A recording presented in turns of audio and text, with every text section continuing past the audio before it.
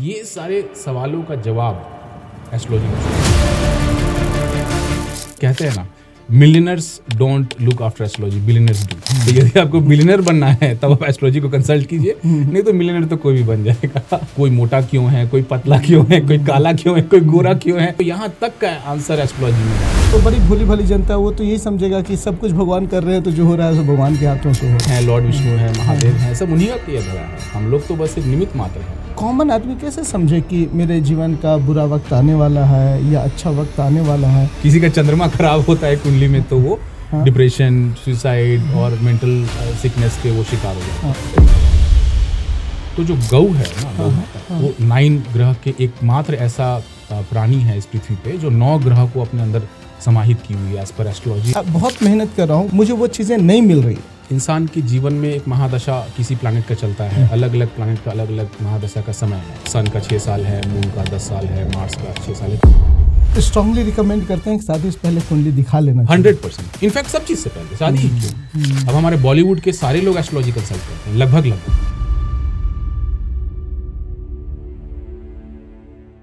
नमस्कार, जोहार। आप सारे लोगों का स्वागत है आज के पॉडकास्ट में, जहां पे हम बात करेंगे टेक्नोलॉजी से लेकर एस्ट्रोलॉजी तक। आप सही सुन रहे हैं।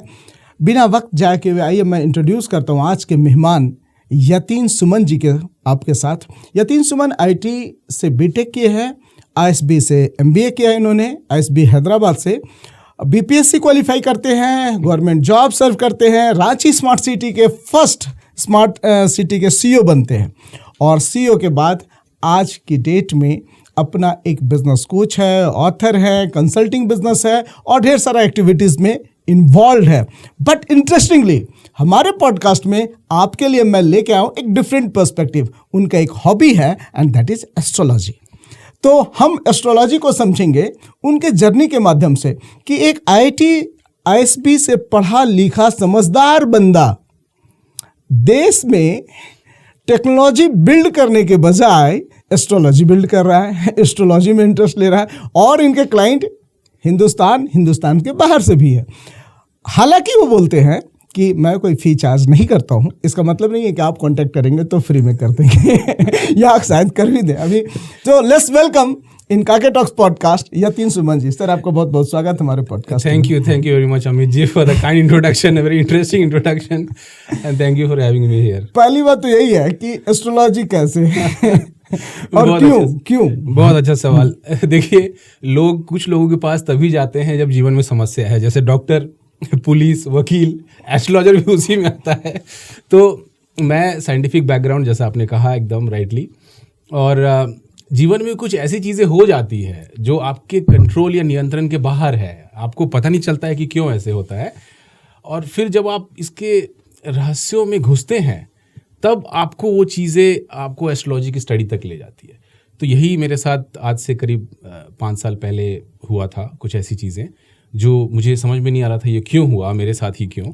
फिर मुझे धीरे धीरे उस ओर ले गया और आज मैं कह सकता हूँ कि काफ़ी सारे लोग जो अपने क्लाइंट्स बोले वो मेरे मित्र हैं या जो भी हैं, 100 से ज़्यादा होंगे। और आपने सही बोला, मैं फीस चार्ज नहीं करता, बट ये मेरा हॉबी है। लेकिन हॉबी करते करते काफ़ी उस लेवल तक पहुँच चुका हूँ जो कहा जा सकता है कि प्रेडिक्शन रेट काफ़ी अच्छा है। लेकिन कुछ लोग बोलेंगे कि आप लोग पढ़े लिखे लोग जो है समाज को पीछे धक्का मार रहे हैं आप एस्ट्रोलॉजी पे क्यों कोई बिलीव करे? पहले यहीं से बात आती है कि क्यों कोई एस्ट्रोलॉजी पे बिलीव करे, कर्मा पे क्यों नहीं बिलीव करे। तो सेकंड क्वेश्चन का आंसर पहले देता हूँ। कर्मा पार्ट ऑफ एस्ट्रोलॉजी है। कर्मा पार्ट ऑफ एस्ट्रोलॉजी इसीलिए है क्योंकि एस्ट्रोलॉजी का एक बहुत इंटरेस्टिंग टर्म है जिसको प्रारब्ध बोलते हैं, जो आपके पिछले जन्मों का संचित कर्म है, जो आपने जो किए हैं, आपका जो सोल है, जिसको हम लोग हिंदू मैथोलॉजी में या हिंदू उसमें कहते हैं कि सोल है, वो सोल कई जन्मों से आ रहा है। तो उसने कुछ कर्मा अपने एक्यूमुलेट किए हुए हैं, उस कर्मा के हिसाब से आपको फल मिलता है। अच्छा। क्यों मिलता है? क्योंकि बच्चा पैदा होते हुए ही उसको पोलियो हो जा रहा है। अब बच्चे ने क्या कर्म किया भाई इस जन्म में? कुछ नहीं। और कुछ बच्चे पैदा होते हैं स्लम एरिया में, जहाँ पर उनको आप जान ही रहे हैं किस तरह की जिंदगी होती है, और कुछ पैदा लेते हैं मुंबई के, साउथ मुंबई के पाली हिल्स में। तो अब ऐसा क्या कर दिया उसके आत्मा ने अंतर? तो ये कर्मा का आंसर हो गया, जो एस्ट्रोलॉजी का पार्ट है। और सेकेंडली, एस्ट्रोलॉजी एक साइंस है। अगर आप इसको समझ लिए तो आप समझेंगे, अगर नहीं समझे तो फिर झोला छाप डॉक्टर तो गांव में भी घूम रहे हैं और आप उन डॉक्टर को छोड़कर MBBS डॉक्टर को छोड़कर झोला छाप के चक्कर में पड़िएगा तो यही होगा। आप चार्जेस नहीं लेते हैं तो ये बात से आप बच जाते हैं। नहीं तो लोग होता कि IT वाला बाबा जो है फिर पब्लिक को मूर्ख बना रहा है। लेकिन आइए अब कॉन्टेस्ट पे आते हैं। कॉन्टेस्ट ये है कि भाई इतना पढ़ने लिखने के बाद एस्ट्रोलॉजी में हॉबी कैसे और क्यों, जरूरत कहाँ था इसका? आप कर्मा पे बिलीव करने वाले हैं, हम ऐसे लोग हैं, इस जनरेशन के लोग हैं जो हम बिलीव करते हैं कि बिना कर्म के कुछ नहीं अचीव हो सकता। फिर एस्ट्रोलॉजी में हॉबी कैसे क्रिएट हो गया, या हॉबी एज ए एस्ट्रोलॉजी कहाँ से आ गया? तो फिर आपको उन सारी चीज़ों का उत्तर कहाँ से मिलेगा? जैसे मैंने एक 2+2 लिखा कहीं और उसके बराबर मैंने 4 लिखा, लेकिन मैंने ऐसा क्या किया, या किसी ने भी अपने जीवन में बहुत सारी ऐसी घटनाएं होती हैं कि अचानक ये कैसे हो गया मेरे साथ, या यही क्यों हुआ, या मैं तो ये कर रहा था। अब इसका एक अच्छा उत्तर इसमें भी है, जो हमारे यूथ हैं, मान लीजिए जो UPSC BPSC तमाम तरह के एग्जामिनेशन के लिए पढ़ाई कर रहे हैं, अब उसमें लिमिटेड सीट्स हैं, 1000 सीट हैं, 500 सीट है, जो भी सीट्स हैं, लेकिन जो बाकी 10,000 लोग हैं, या मान लीजिए 10 लाख दे रहे हैं, या 5 लाख लोग दे रहे हैं, या 2 लाख लोग दे रहे हैं, लेकिन 10,000 तो ऐसे लोग होंगे जो सीरियसली पढ़ाई कर रहे हैं। आप बाकी लोगों के बारे में कह सकते हैं कि नहीं कर रहे सीरियसली, लेकिन कम से कम 5,000 10,000 लोग हैं, तो उन 5,000 में से सिर्फ उन्हीं 1,000 का क्यों हो रहा है? क्या वो 4,000 डिजर्विंग नहीं थे? क्या उन्होंने कम मेहनत की? तो ये सारे सवालों का जवाब एस्ट्रोलॉजी में छुपा है। और कहते हैं ना, millionaires don't look after astrology, billionaires do. तो यदि आपको बिलियनर बनना है तब आप एस्ट्रोलॉजी को कंसल्ट कीजिए, नहीं तो मिलियनर तो कोई भी बन जाएगा जो थोड़ा मेहनत कर लेगा। कोई एक ऐसा इंसिडेंट जहां से आप जो शेयर करना पसंद करेंगे, जिस वजह से आपको एस्ट्रोलॉजी में फर्स्ट टाइम आप एंट्री लिया? नहीं, इंटरेस्ट तो actually as a general interest मेरे को 2008 या 2009 से ही था, जब मैं लाल किताब पढ़ा था। उस वक्त हैदराबाद में था मैं, UBS में। बट रिसेंटली जो मैं 5 साल की पहले की चर्चा कर रहा हूँ, कुछ ऐसी पर्सनल चीज़ें होती हैं जब आपके साथ हो जाता है, घटित हो जाती है, फिर आपको लगता है कि अरे ये कैसे हो गई, इसका तो कोई मैं कभी कल्पना भी नहीं कर सकता था। तो वो कुछ ऐसी चीज़ें हो गई जो शायद इस वक्त मैं पब्लिक स्पेयर पे नहीं चर्चा करना चाहता, बट वो चीज़ें ऐसी हो गई, और फिर one thing led to another and then to another and then वो फिर मैं डॉट्स ज्वाइन करने चला गया। फिर मैं तमाम तरह की होरा शास्त्र हो या बहुत सारी बुक्स हो, बहुत सारी यूट्यूब वीडियोज़ हो, इतना समय मैंने दिया, और सारे चार्ट्स को पढ़ना, प्लैनेट्स का क्या सिग्निफिकेंस है, कोई मोटा क्यों है, कोई पतला क्यों है, कोई काला क्यों है, कोई गोरा क्यों है, यहाँ तक कि कोई इस जॉब में क्यों है, कोई इस लोकेशन में, कोई यहाँ तक का आंसर एस्ट्रोलॉजी में है। अच्छा। और इतने ज्यादा प्री डेस्टिन्ड है चीजें। फ्री विल तो बस एक झलावा है, इट्स अ फसाड। इंसान के लिए फ्री विल कुछ बचा ही नहीं है, ये सब डेस्टिन्ड है। अच्छा, तो अगर हम लोग फ्री विल नहीं है कुछ ऐसा बोल के एक कॉमन स्टेटमेंट दे दें, तो फिर तो आम जनता तो बड़ी भोली भाली जनता, वो तो यही समझेगा कि सब कुछ भगवान कर रहे हैं, तो जो हो रहा है सो भगवान के हाथों से हो रहा है। तो आप वही समझ लीजिए, ना। असल में तो वही है। ये सब तो हमारे हिंदू के जो गॉड्स हैं, लॉर्ड विष्णु हैं, महादेव हैं, सब उन्हीं का किया धरा है। हम लोग तो बस एक निमित्त मात्र हैं, हम लोग बस इसको देख रहे हैं। वरना अगर फ्री विल रहता, अगर हम लोग ऐसा लगता है कि फ्री विल है, हम लोग ये ऐसा सोच के कर रहे हैं, तब तो फिर चीज़ें डिफाइंड है ना, एक फ्रेमवर्क बना है चीज़ों का कि आप ऐसे पढ़ोगे, इस किताब से पढ़ोगे।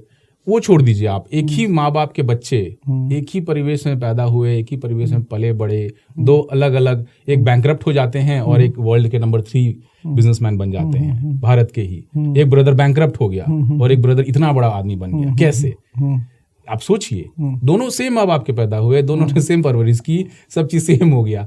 तो ये कहीं ना कहीं दिखाता है कि परिधान है, तय है। एस्ट्रोलॉजी आपके जीवन को कहाँ पे हेल्प किया, ये बताइए। हाँ, ये बहुत अच्छा सवाल है अमित जी आपका।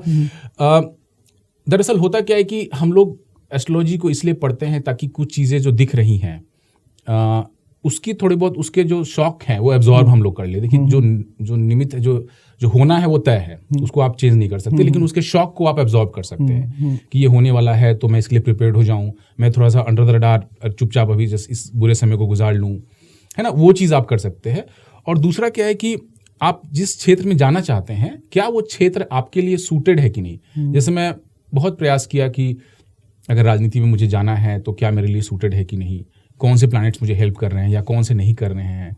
तो मुझे इसका आंसर मोर और लेस वहाँ से मिल गया, क्योंकि 3-4 बार जब मैंने अटेम्प्ट किया और मुझे विफलता मिली, तो मुझे समझ में आया कि ये कहाँ से कहाँ लिंक्ड है, कौन से प्लैनेट्स खराब हैं। इनफैक्ट मैंने कुछ प्रोफेशन अपने भी चार्ट्स को मैंने कुछ प्रोफेशनल एस्ट्रोलॉजर से कंसल्ट करवाया था और फिर ये आंसर्स मिला। तो व्यक्तिगत जीवन में भी, प्रोफेशनल लाइफ में भी, हर एक चीज़ में, इनफैक्ट आज के डेट में तो कोई नया कंपनी खोलता हूँ तो उसका नाम भी मैं एस्ट्रोलॉजी के हिसाब से ही आता है, और वास्तु कंसल्टेंट्स तो है ही हैं। प्रॉब्लम हर एक क्षेत्र की तरह ये है अमित जी की इस क्षेत्र में भी आपको वैसे लोग मिलेंगे जो स्टडी का गलत उपयोग करके या कम नॉलेज रखकर व्यापक तौर पे इसको कमर्शियल एंगल यूज कर इसको एक्सप्लॉइट कर रहे हैं। ये अनफॉर्चुनेट है, बट ये तो सभी क्षेत्र के लिए है। नहीं, उस पे हम लोग आएंगे नेक्स्ट स्टेज में। अभी पहले ये जानना इम्पोर्टेंट है कि अगर एस्ट्रोलॉजी सही है, प्रेडिक्शंस होता है, या प्रेडिक्शंस ये करके हम सेफगार्ड खुद को कर सकते हैं किसी भी अननोइंग थिंग्स को लेके, तो एक कॉमन आदमी कैसे समझे कि मेरे जीवन का बुरा वक्त आने वाला है या अच्छा वक्त आने वाला है? क्योंकि जब बुरा वक्त होता है तो वो एक आम आदमी डिप्रेशन के ऑप्टिमम लेवल पे होता है। तो इसका भी आंसर एस्ट्रोलॉजी में है। डिप्रेशन में लोग क्यों जाते हैं? किसी का चंद्रमा खराब होता है कुंडली में तो वो डिप्रेशन, सुसाइड और मेंटल सिकनेस के वो शिकार हो जाते हैं। जिसका चंद्रमा मजबूत होता है वो इंसान पूर्णतः मजबूत होता है अपने जीवन में। वो हर समस्या का सामना, हर सिचुएशन का सामना बहुत मजबूती से कर पाता है। तो जो डिप्रेशन में है उसका चंद्रमा अगर डाउनफॉल है, ठीक है ना, या चंद्रमा वीक है, तो कैसे मजबूत होगा?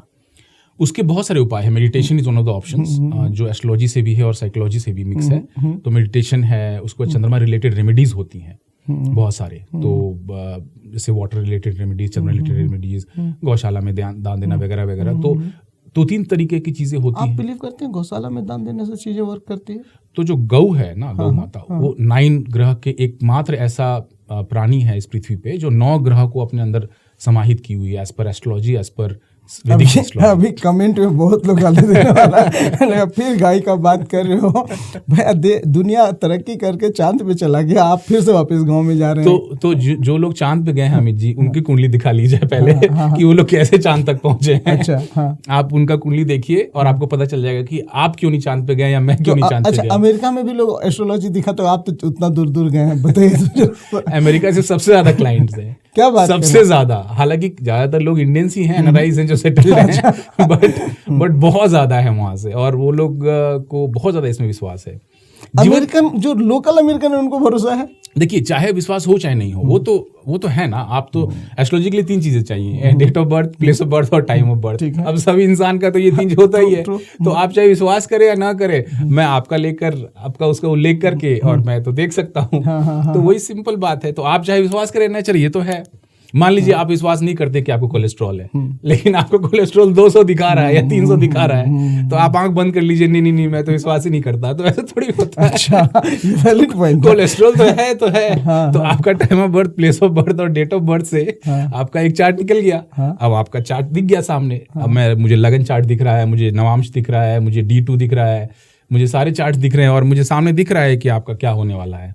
मोर और लेस। देखिए, 100% जो भी क्लेम करते हैं वो गलत है, क्योंकि आपकी वो लेवल की स्टडी हो नहीं सकती एक जन्म में। किसी को 100% एक्यूरेसी अगर प्रेडिक्शन का है, उसके लिए तो भगवान बनना पड़ेगा, वो संभव नहीं है। लेकिन मोटा मोटी अगर आप 60 to 70% के आसपास हैं आपकी एक्यूरेसी, मेरा भी एक्यूरेसी कई बार प्रेडिक्शन जो है वो फेल होता है, 30% 40% गलत हो जाता है कि ये होना है, इस फील्ड में जाना है, गलत होता है नेचुरली, बिकॉज मेरी स्टडी अभी इवॉल्विंग है। एंड एनीबॉडी हु क्लेम्स कि आई नो इट ऑल, तब तो फिर उसका कहानी खत्म है। So it's an evolving phase. अभी तो बहुत आगे, अगर इसमें हॉबी को मैं और डेवलप करना चाहता हूँ तो मुझे और भी किताबें पढ़नी है, और भी चीजें सीखनी है।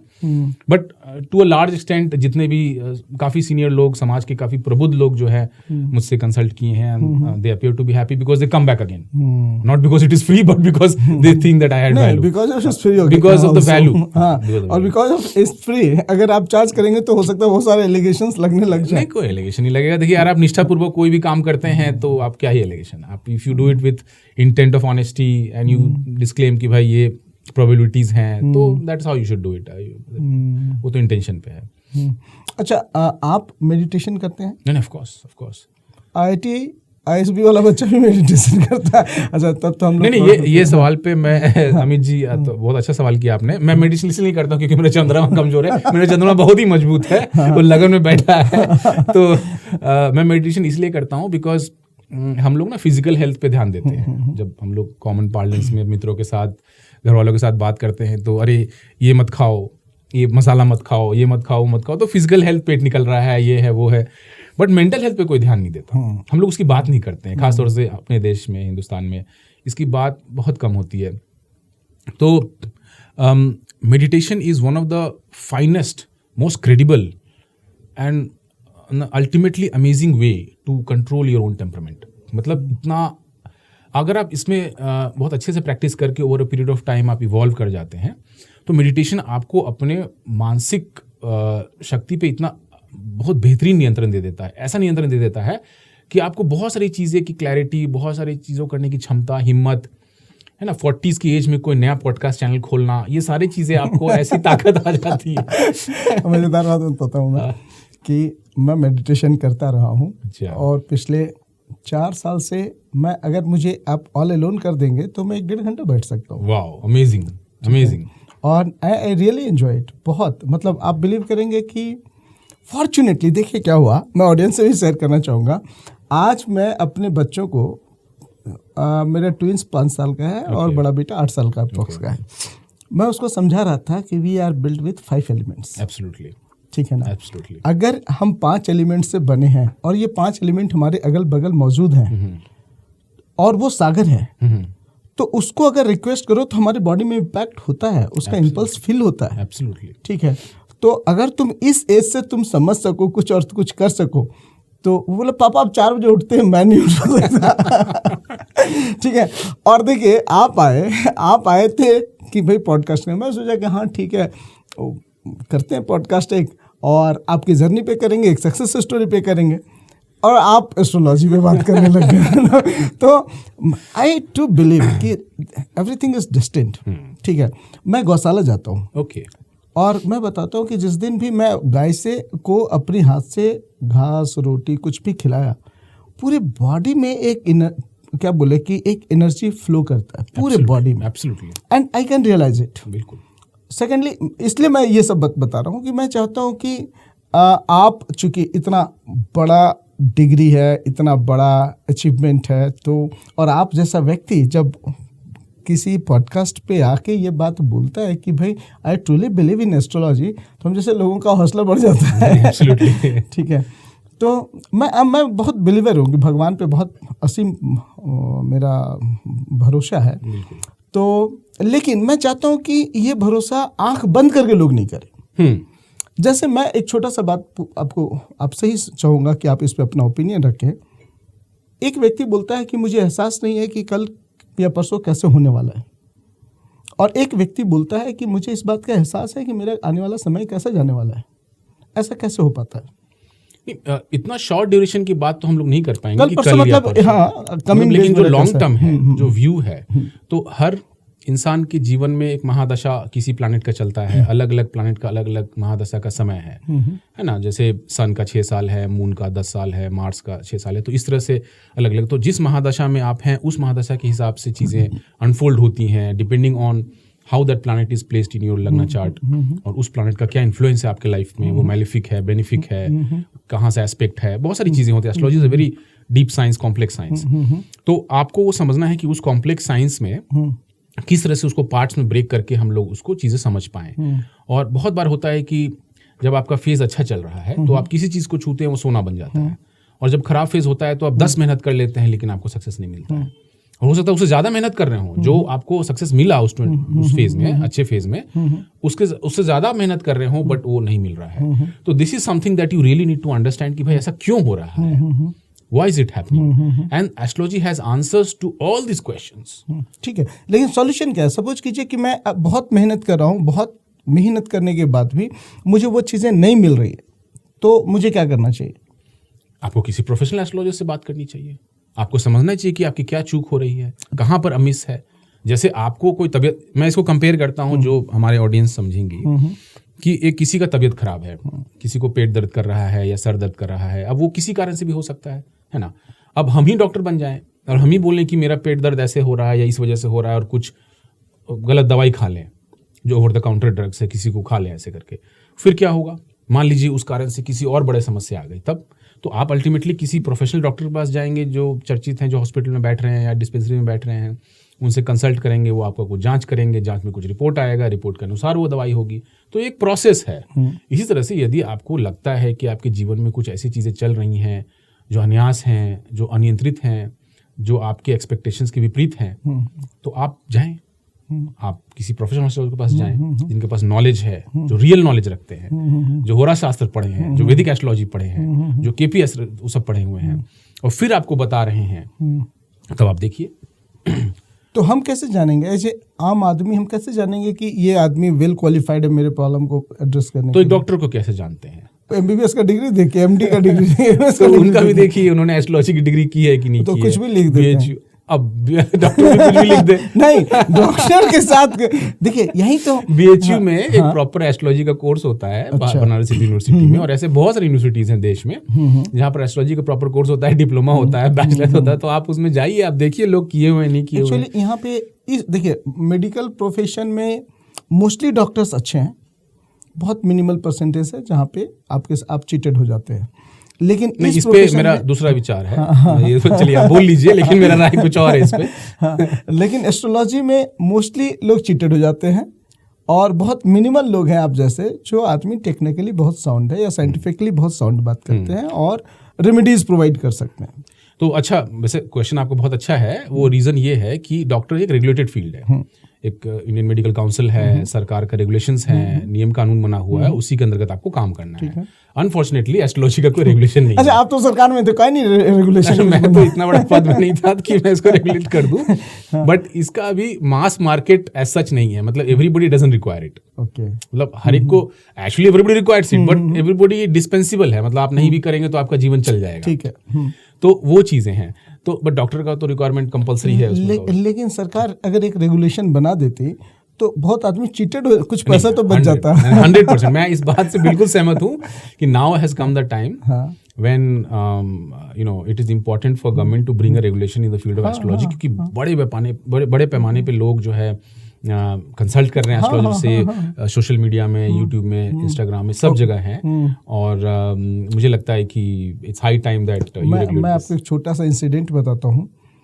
एक बहुत विद्वान कह के एक व्यक्ति मुझसे मिले, बोले कि आपके जीवन में बहुत सारा ग्रह दोष है, 25,000 रुपये का खर्चा लगेगा। मैं कामरू कामाख्या से आया हूँ, तो कामरू कामाख्या में मैं आपके लिए पूजा कर दूंगा तो सब दूर हो जाएगा। मैं अपने जीवन के एक खराब फेज से दौड़ रहा था, तो बोला मैं पहले से पैसे नहीं यार, अब तो 25,000 रुपये का खर्चा आप बता रहे हैं, कहाँ से आएगा? तो बोले कुछ भी दे दीजिए, तब तक करते हैं, धीरे धीरे आप दीजिएगा। मेरे को लगा इंस्टॉलमेंट में भी है तो चलो ठीक है भाई, काम चल जाएगा। 1,000 रुपये दे दिए, 1,000 करके 4-5 हज़ार दे दिए। तब तक मैं ये पॉडकास्ट स्टार्ट कर चुका था। तो बाबा आए, तो मैं बोला कि मैं भी डीजीपी साहब का पॉडकास्ट किया और दिखाता हूँ आपको। बोला अच्छा। और उसके बाद उनका चेहरा का जो एक्सप्रेशन बदला और वो चले गए। इस बार मेरा पैसा मांगे हुए। मेरे से ज़्यादा यही समझा कि यार 5,000 रुपये का मेरा चूना लग गया। अच्छा देखिए, इसमें तो थोड़ा सा आपका ये है कि मैं आपको बोल लूँ कि अमित जी मैं आपके बिहार पे पढ़ाई करके एग्जाम दे देता हूँ। तो वैसा तो होता नहीं है, भगवान तो सबके लिए है। भगवान, हाँ, है ना, खुद ही करना पड़ेगा। एग्जैक्टली। तो आपने ये लालच में आकर शुरू में कहा कि भाई मुझे मेहनत नहीं करनी, आप कर लो मेरे लिए, तो वहीं पर आपका फॉल्स हो गया चीज़। मैं नहीं कहूँ, ये तो उधर से प्रपोजल था। हाँ, बट आपने एक्सेप्ट कर लिया कि हाँ आप कर लीजिए पैसा और कर लीजिए, कर दीजिए कुछ। तो ये थोड़ा सा देखिए क्या है कि जब आदमी अपने जीवन के बहुत डिप्रेस्ड फेज में होता है तो वो किसी भी तरह से रेमेडी चाहता है। हाँ। कि भाई इस फेज से मुझे निकाल दो यार, कोई मैं खुद ही हाथ पर मार के थक गया, अब तू ही निकाल सकता है, निकाल। मैं हाथ बढ़ा के आपसे सहारा मांगा हूँ, अब हाथ में कांटा आप ले रखे थे तो मेरी गलती है। तो मैं ये एक्सपेक्ट करता हूँ कि चूंकि आप सरकार के नज़दीक रहे हैं, ठीक है, सरकार के नज़दीक हैं, तो इस पे एक कुछ रेगुलेटरीज आना चाहिए। ऑफ कोर्स ये तो मैं पूरी तरह से आपसे इस बात पे सहमत हूँ, बिकॉज बहुत व्यापक पैमाने पे लोग इस सर्विसेज का यूज कर रहे हैं और चीट हो रहे हैं। और आप तो सोशल मीडिया पे हैं ही और देख ही रहे होंगे कि मतलब एक सेशन का 1 लाख रुपया, 70,000 रुपया, उसका कोई हिसाब नहीं है। तो ये I think this should stop, और regulated rather, not stop but at least regulate हो। और अभी सरकार इस डायरेक्शन में कोशिश कर रही है बहुत सारी चीज़ों पे, ठीक है ना, धर्म की रक्षा के लिए या ट्रेडिशंस, कस्टम्स, इस सबको प्रोटेक्ट करने के लिए इतना सारा चीज कर रहे हैं, तो हम लोग इस पे एक रेगुलेटरी बॉडी करना चाहिए। एब्सोल्युटली, ये बहुत ही स्ट्रॉन्ग टाइम है, हाई टाइम है कि एक स्ट्रॉन्ग लॉ आए, एक रेगुलेशन बने कि इसी टाइप के लोग आ सकते हैं इस फील्ड में, ये डिग्री होनी चाहिए, ये जो भी अपना काउंसिल का जैसे है वैसे एक बॉडी होनी चाहिए जो इसको रेगुलेट करे और चीजें आगे बढ़े। आप कितना बिलीव करते हैं कि शादी के लिए कुंडली कब मैच करना चाहिए? ये बहुत अच्छा सवाल है। शादी के लिए कुंडली का मैच करना चाहिए, लेकिन शादी वही होगी जहाँ लिखा है। ये आप बोल सकते हैं। जैसे दो लोगों की कुंडली आप मिला रहे हैं और किसी कारण से नहीं मिल रहा है, 18 गुण से कम है, मांगलिक दोष है, ये है वो है, तो अगर होना है तो हो जाएगा। ये प्रारब्ध है, ये अति प्रारब्ध है, और जीवन का सबसे इम्पोर्टेंट डिसीजन किसी भी इंसान के लिए शादी होता है। क्योंकि पेरेंट्स के साथ तो ठीक है आप रह रहे हैं, लेकिन जो अपना majority part of the life है यूथ के बाद बुढ़ापे तक वो आपके पार्टनर के साथ ही रहना पड़ता है। So that's why it is very important कि अराउंड 60% लाइफ आप स्पेंड करते हैं। और आपके लाइफ के मेजर डिसीजंस पे उसका इम्पैक्ट रहता है। Correct.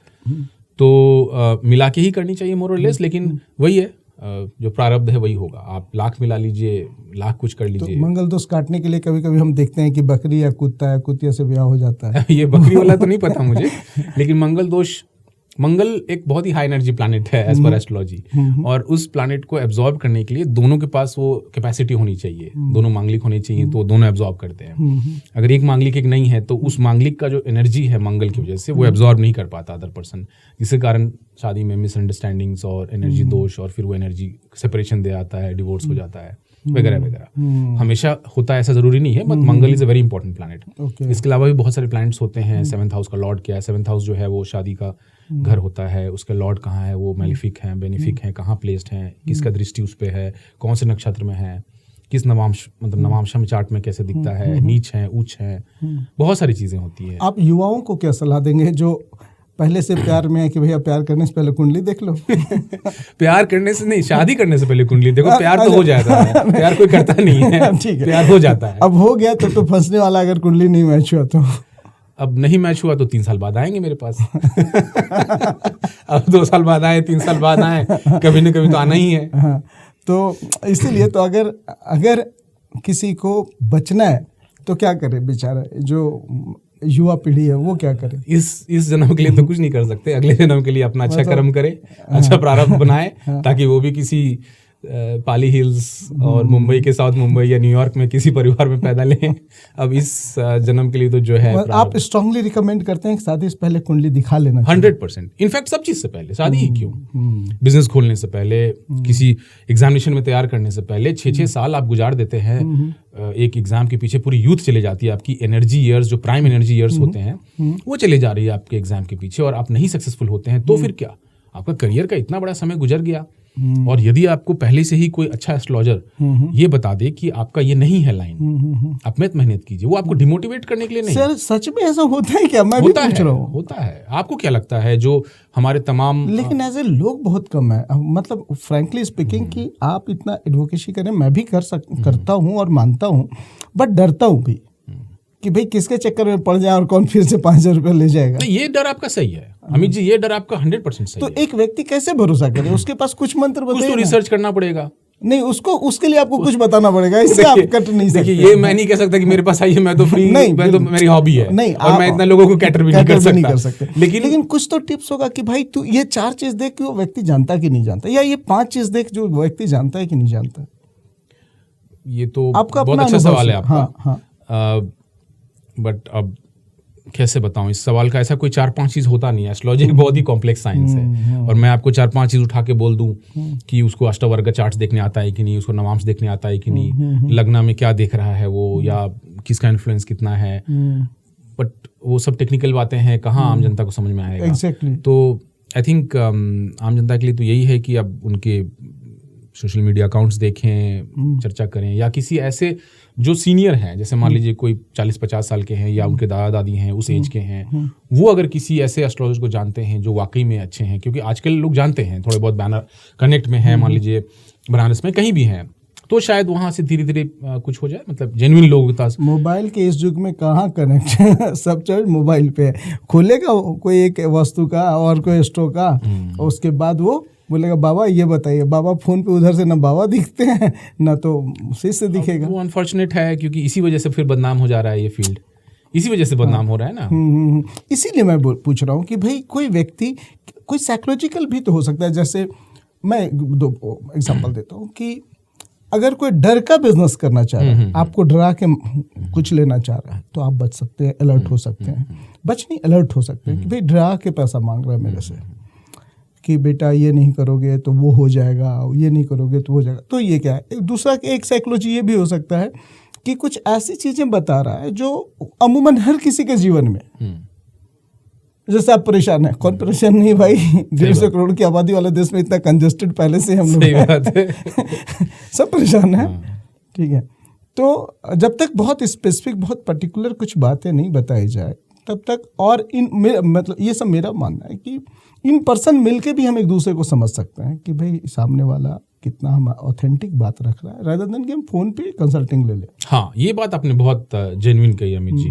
Rather than going through astrology apps या फोन या not knowing the other person, in person is always helpful. आप जाके मिलें, उसका हाव भाव समझ में आएगा, एक वो दिखेगा कि किसी को सिस्टम में बैठ रहे हैं, कितनी किताबें पढ़े हैं वगैरह वगैरह, मोर और लेस। ये भी एक बहुत जेन्युइन चीज नहीं है, बट एटलीस्ट समवॉट फिल्टरिंग कह सकते हैं। अच्छा, सोनम बेवफा है, ये कुंडली से पता चलेगा? हाँ, ये तो बहुत आसानी से पता चलेगा। अच्छा, ये तो बहुत आसानी से पता चलेगा। Get ready. ठीक है, आप कमेंट में दीजिए कि आपका सारा बताइए डिटेल्स में, फिर बताएंगे कि सोनम बेवफा है या नहीं। एक्चुअली पिछली कुछ घटनाक्रम को हम लाएंगे पिक्चर में, जब एक इंजीनियर अपनी पत्नी से पीड़ित होकर सुसाइड कर लेता है, एक लड़का अपनी पत्नी के हाथों मारा जाता है, हाथों उसके षड्यंत्र के थ्रू मारा जाता है। क्या ये सब कुंडली से संभला जा सकता है? कुंडली दिखा के संभाला जा सकता है?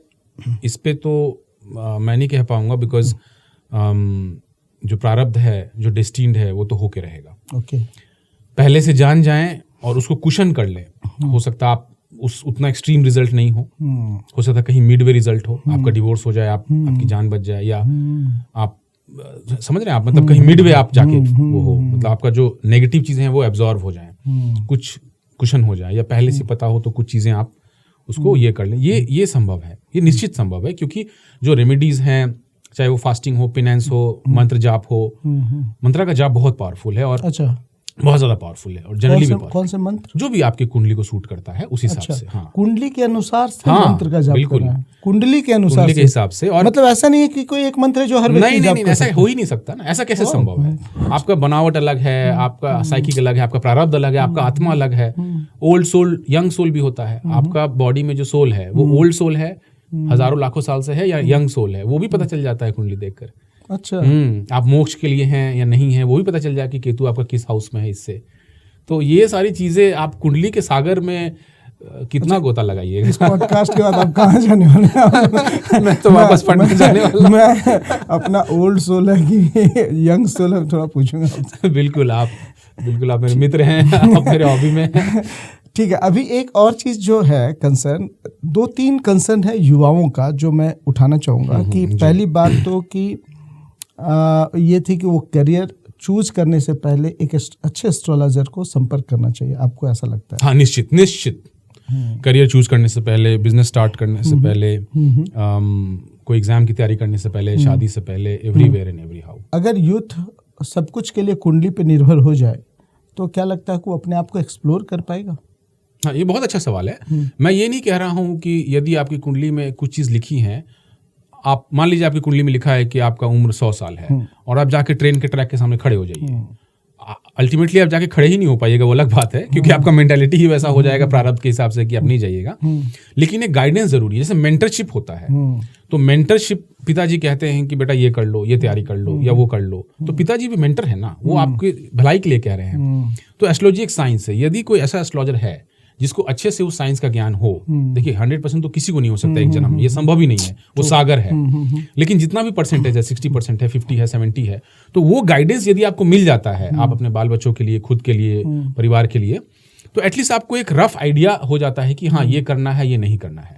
अब हमारे बॉलीवुड के सारे लोग एस्ट्रोलॉजी कंसल्ट करते हैं, लगभग। अच्छा, सारे लोग। बड़े बड़े लोग जो बिलियनर्स है वो कंसल्ट करते हैं, वरना कुछ लोग के से ही अपना मूवीज का क्यों शुरुआत करते हैं, या के से ही या डबल के से ही अपना सीरियल्स का शुरुआत क्यों करते हैं, और बहुत सक्सेसफुल है, वो बहुत सक्सेसफुल है। तो वही कहता हूँ, astrology is not for millionaires, it is for billionaires. तो ये चीज है। तो आपका back to your question on the youth,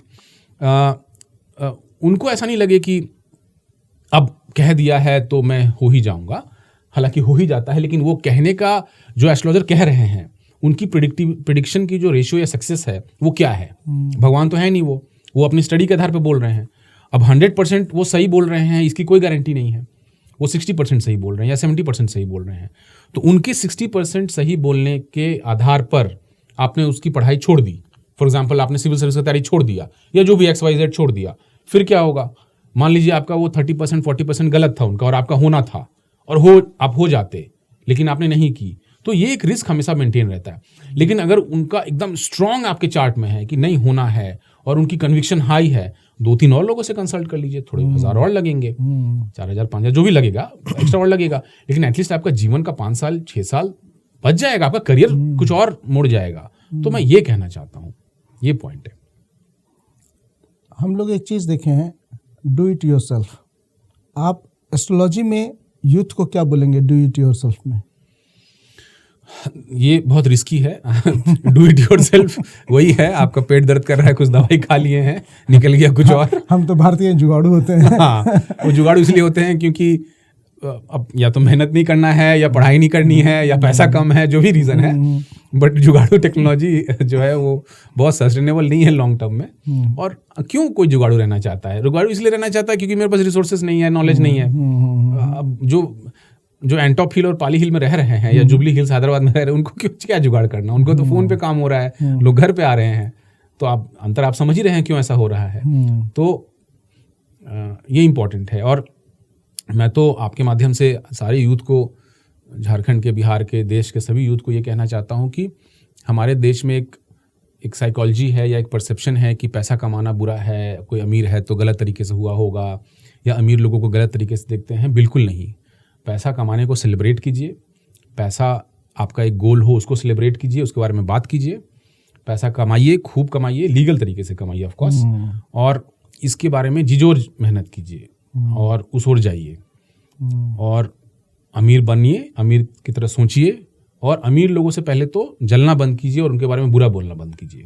कोई वहाँ पहुँचा है, ऑफ कोर्स डेस्टिनी है, अनडाउटेडली एस्ट्रोलॉजी है, डेस्टिनी है, बट वो डेस्टिनी पाने के लिए आपको वही एस्ट्रोलॉजी आपको मेहनत करवाता है।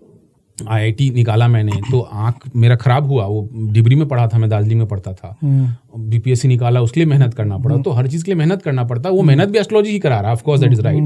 बट ये शरीर है, तो शरीर को तो पेन और प्लेजर दोनों फील होता है ना। तो पेन भी फील हुआ तो आज प्लेजर है, आज पेन है तो कल प्लेजर है। ये तो अप्स एंड डाउन्स लगा रहता है। तो that is how you should look at it. तो मैं उस आउट ऑफ द टॉपिक वो पॉइंट बोल रहा था अमीरी के बारे में कि सेलिब्रेट कीजिए मनी को। मतलब हम लोग मनी को सेलिब्रेट नहीं कर पाते हैं। वेस्टर्न इकोनॉमीज में मनी को सेलिब्रेट किया जाता है।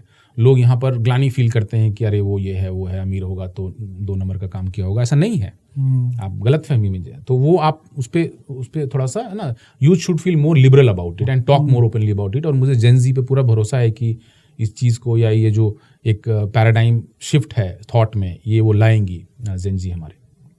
एक चीज़ है मेडिकल टर्म में भी कि सर्दी, खांसी, जुकाम, बुखार, ये सब के लिए केमिस्ट से, ड्रगिस्ट से हम जाते हैं, मेडिसिन ले लेते हैं और मोरलेस ठीक भी हो जाते हैं। ठीक है ना, यदि वो वही रहता है। हाँ, वही यदि सर्दी रहता है तो। हाँ, अगर वही रहता है तो सीजनल अगर कुछ है तो वैसे सीजनल टाइप का किस्मत कभी खराब चलता है। हाँ, तो एक परमानेंट पैरासीटामोल टाइप का कुछ नहीं जो युवाओं को बता दें कि भाई तू ये पैरासीटामोल करता रहा, जीवन शांति से निकल जाएगा। ऐसा तो कुछ होता नहीं है मेरे स्टडी में, तो अब तक ऐसा आया नहीं है। क्योंकि हर चार्ट, जैसे मैंने कहा, अलग है। इनफैक्ट कुछ चार्ट्स में कालसर्प दोष कहा जाता है ना, राहु और केतु के बीच में सारे प्लैनेट्स आ जाते हैं तो कालसर्प दोष बोलते हैं। तो ज़्यादातर लोग बोलते हैं आप नासिक जाइए, वहाँ पर होता है। लेकिन एस्ट्रोलॉजी में कहा गया है कि जो हमारे 12 राशि होते हैं, तो 12 राशि का 12 ज्योतिर्लिंग से एसोसिएशन है। तो आपकी राशि के हिसाब से आप अपने ज्योतिर्लिंग में जाइएगा। जैसे मैं कर्क राशि हूँ तो मैं ओमकारेश्वर गया, क्योंकि वहाँ ज्योतिर्लिंग जो है वो मैं मेष राशि का हूँ तो मुझे कहाँ जाना चाहिए? मैं आपको बाद में बताऊंगा, क्योंकि फिर मैं टेक्निकल में घुस जाऊंगा। तो हाँ, तो हर राशि के लिए अलग अलग। हाँ, मतलब कहने का मतलब ये था कि जैसे आप अपना स्टडी करना जरूरी है, ठीक है, सर्दी है, वाकई में सर्दी है तो ठीक ही हो जाएगा। मान लीजिए सर्दी नहीं होता, कुछ और होता, फिर वो स्टेज 1 से स्टेज 2 से स्टेज 3 चला जाता, साइनसाइटिस होता या कुछ और बड़ा समस्या होता, तो वो भी हो सकता था ये चीजें। तो लेकिन there is no one permanent framework या one permanent line of thought कि मैं आपको ये कह दूं आप कर दें, और आप अपना कर्म अच्छा करेंगे भी। मान लीजिए आप धर्म का रास्ता अपना लिए, कर्म अच्छा कर रहे हैं, तो 3-4 तरह के कर्म होते हैं। 3 तरह का कर्म, एक कर्म होता है जो तुरंत रिजल्ट देगा इसी जन्म में, है ना। जैसे कि एक कर्म हो गया, हम लोग कुछ पेड़ पौधे होते हैं जो तुरंत इसी जन्म में उग जाते हैं, कुछ होते हैं जो 20 साल बाद उगते हैं। तो कुछ कर्म ऐसे होते हैं जो इसी जन्म में फल देते हैं आपको, कुछ होते हैं जो नेक्स्ट जन्म के लिए संचित होते हैं, और बाकी तो पिताजी जो आपके लेगेसी से आ रहा है उसका कर्मा होता है, पिछले जन्म का कर्मा होता है। तो कर्मा अच्छा रखिए, क्योंकि आपका बॉडी भूल जाता है, आपका सोल नहीं भूलता कुछ भी। ये सोल तो नया, जितना भी नया होगा, 100, 2 साल, 1000 साल होगा, नया सोल कहते हैं। जो लाखों साल से है, जो 50,000 साल से है, जिसको मोक्ष नहीं प्राप्त है, वो तो कई से आ रहा है, तो वो सब याद रखता है। Soul memory is very strong, very very strong. तो आप भले ही भूल जाए क्योंकि आपकी मृत्यु हो गई है, लेकिन सोल की मृत्यु नहीं होती। ये तो सही है, इसलिए कर्मा मजबूत रखिए। तो जेन जी के लिए ये मैसेज होना चाहिए कि धर्म का रास्ता जेन जी वाला लोग तो रील वाला है, वो तो सब चीज क्विक चाहता है, वो हाइब्रिड में चला जाएगा, बोलेगा हाइब्रिड पद्धति से कुछ बताइए जिसमें इसी जन्म में इसी साल से फल मिलने लग जाए। और हमने देखा है, वो पता है कि अब संतरा का इतना छोटा पेड़ आता है, तुरंत संतरा फल जाएगा। तो वो राहु से ड्रिवन है। अच्छा। जो चीजें इंस्टेंट रिजल्ट दे और अनियमित रिजल्ट दे, वो राहु है। अच्छा। ये पूरा सोशल मीडिया राहु है, और बुध है, बुध का भी कॉम्बिनेशन है, बट मोस्टली राहु है। ये इंस्टेंट रिजल्ट देना। कब तक रहेगा ये सोशल मीडिया बुध और अब तो पूरी तरह से दुनिया राहु के ग्रिप में है। अब कहाँ, बुध और राहु के ग्रिप में आ चुका है पूरी दुनिया। अब इससे आप नहीं निकल सकते, नहीं। एआई का दुनिया, आईटी का दुनिया, सोशल मीडिया, अपना मूवीज लाइन, जितने भी सब बुध और राहु का दिन। अब तो राहु इतनी तरह से हावी हो चुका है, अब कहाँ लोगों को समझ में आ रहा है। और राहु इंस्टेंट होता है, share market, lottery, gambling, social media. क्या इम्पैक्ट इसका होगा आने वाले समय में?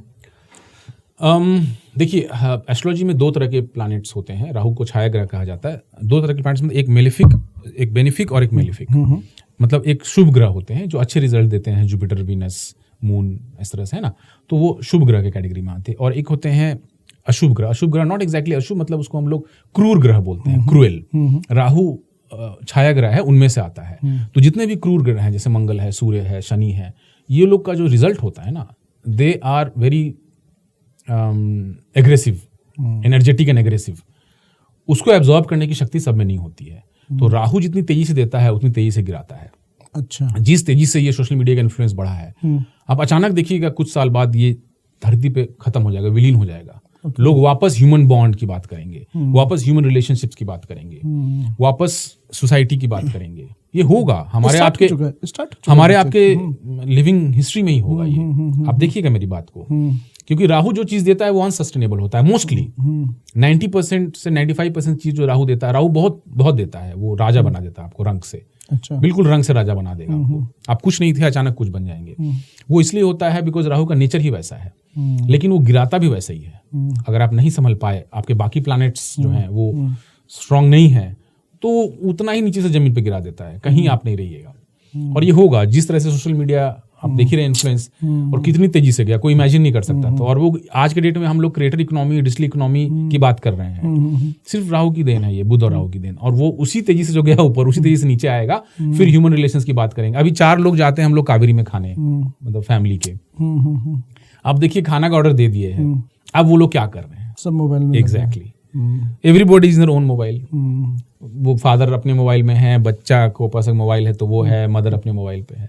कहाँ ह्यूमन बॉन्ड, कहाँ है समाज, कहाँ है परिवार? खत्म हो चुका है। वो परिवार जो वीनस दे रहा है, वो परिवार जो गुरु दे रहे हैं एस्ट्रोलॉजी में, सब खत्म हो चुका है। तो ये राहु का इन्फ्लुएंस इतना तगड़ा है कि आप इल्यूजन क्रिएट करता है। राहु एक भ्रम पैदा करता है। अब सब उस भ्रम में चले गए। सोशल मीडिया भ्रम है ना। हम मान लीजिए हमको अच्छा दिखना है तो मैं आपके सामने अच्छा सुंदर कपड़ा पहन के आ रहा हूँ, या आ रही लड़की हूँ तो और अच्छा सुंदर से गेटअप करूंगी, अपने आप को डिसेंट रखूंगी।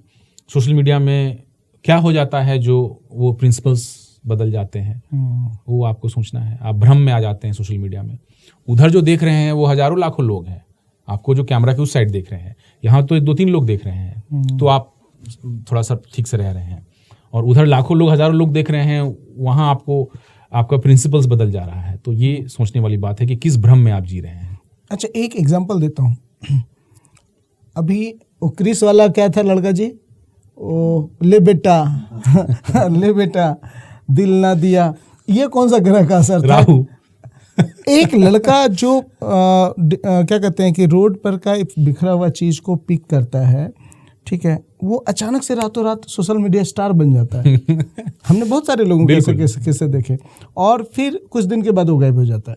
देखिए, गायब वाला बात तो लॉ एंड ऑर्डर इशू है, वो तो अब वहाँ के अधिकारी लोग समझे। गायब का मतलब सोशल मीडिया से गायब हो जाता है। देखिए, वही बात है, सोशल मीडिया, अचानक गेन, ये सब राहु का प्रवृत्ति है, प्योर राहु नेचर।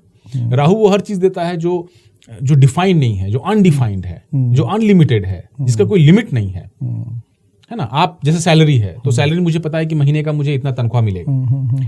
राहु का कोई तनख्वाह नहीं है, आप बेहिसाब दौलत, और जिस हिसाब से देता है उसी हिसाब से नीचे गिराता है। तो उसका एग्जांपल आपने जो लिया जमशेदपुर वाले लड़के का, वो तो ठीक है, चलिए, वो तो गिरता हुआ दिख गया, जल्दी उठा जल्दी गिरा।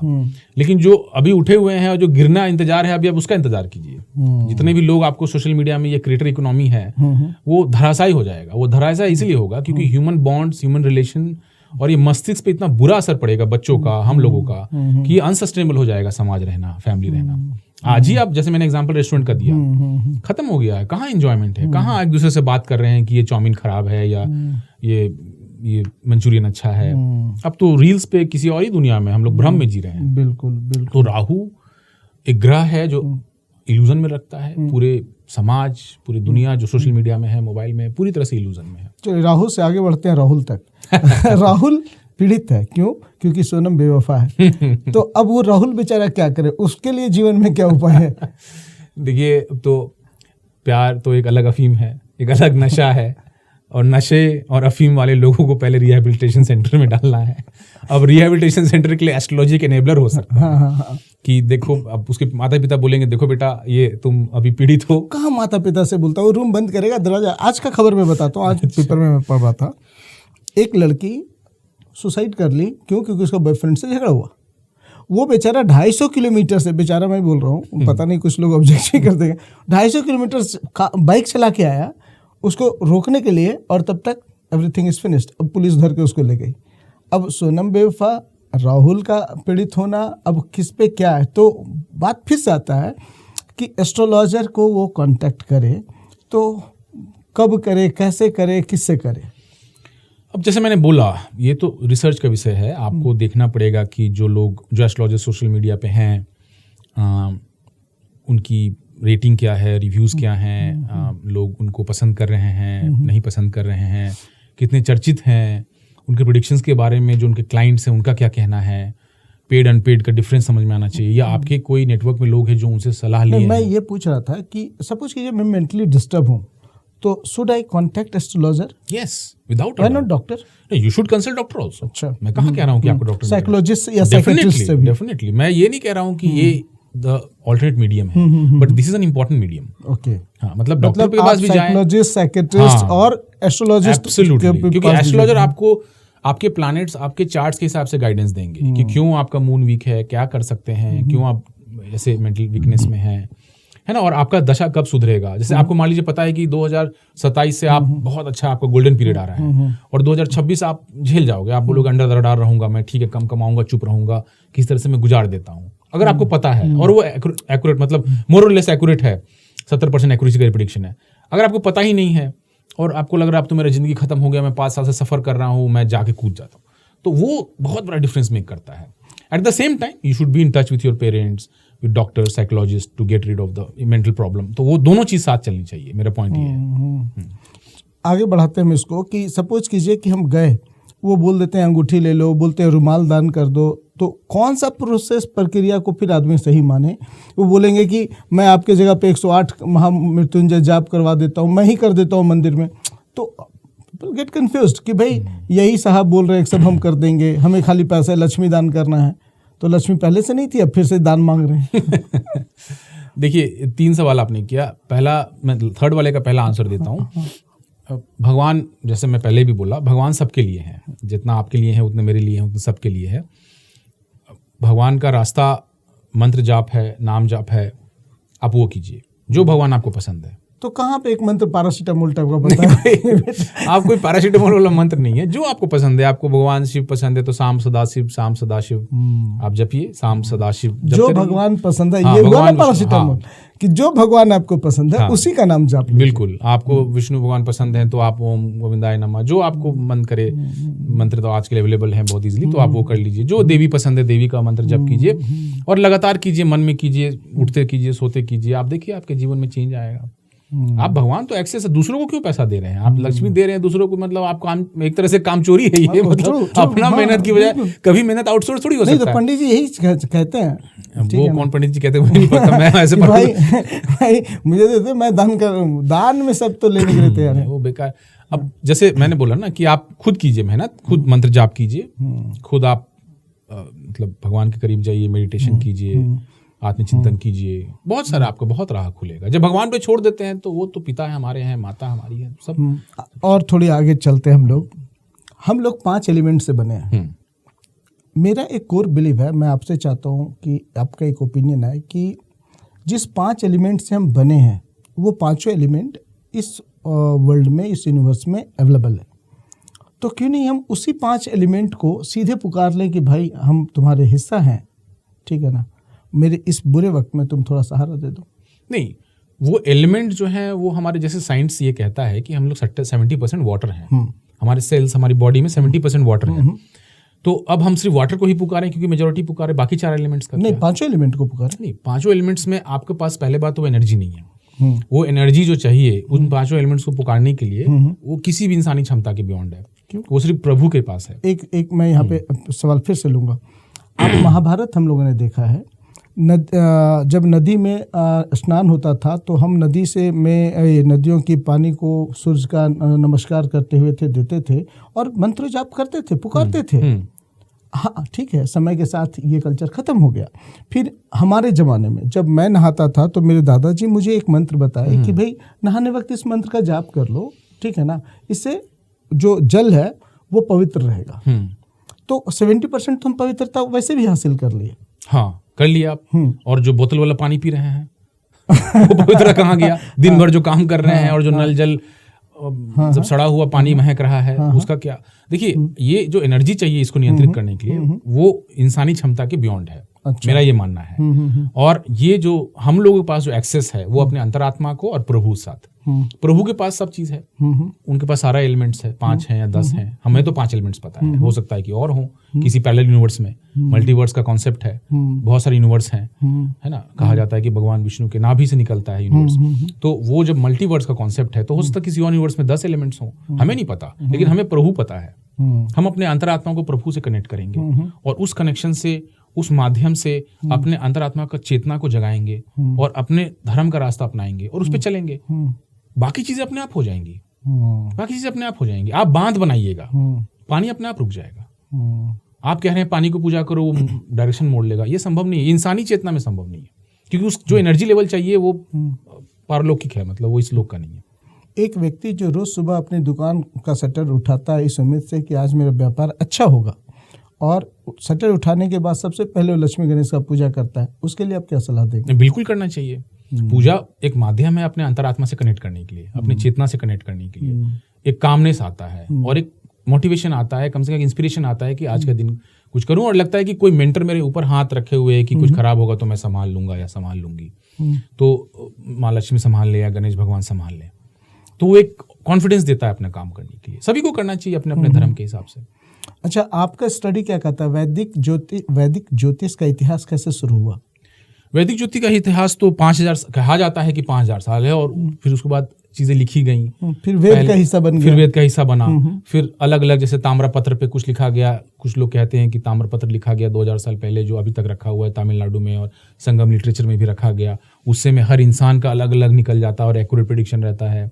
उसमें KP बटा AP बटा अलग अलग टाइप का होरा शास्त्र, लेकिन सबका कॉमन है कि इससे आकर उत्पत्ति होती है। क्या है होरा शास्त्र? वो 12, जैसे कि उसमें अच्छा, हम लोगों का एग्जांपल्स है कि संडे के बाद मंडे क्यों, मंडे के बाद ट्यूसडे क्यों, ये होरा शास्त्र उसका आंसर देता है। अच्छा। हाँ, आपको बहुत सरप्राइज होंगे कि ये इतनी ब्यूटीफुली स्टडी किया गया था जब उस समय astronomy as a science develop नहीं किया गया था, या हबल टेलीस्कोप नहीं बना था कि हम डिस्टेंस कंप्यूट करें कि मून कितना दूर है, या अपने हनुमान चालीसा में ही सन का डिस्टेंस हनुमान चालीसा में इटसेल्फ है। तो ये तो किसी ने उस समय साइंस का उतना डेवलपमेंट हुआ नहीं था। तो इसी तरह से जो स्टडीज आज के डेट में एस्ट्रोलॉजी इतने सारे शास्त्र के ऊपर बेस्ड है, होरा शास्त्र बीइंग वन ऑफ देम, और वो सारे शास्त्र साइंटिफिक हैं by nature of it. Just because science उसके बाद आया, मॉडर्न साइंस जो हम लोग फिजिक्स, केमिस्ट्री और बायोलॉजी और तमाम तरह के साइंस की बात करते हैं, उसके बाद आया, इसका मतलब ये नहीं कि ये अगर बैक्ड बाय एविडेंस है, क्योंकि देखिए इसका प्रोसेस अलग था।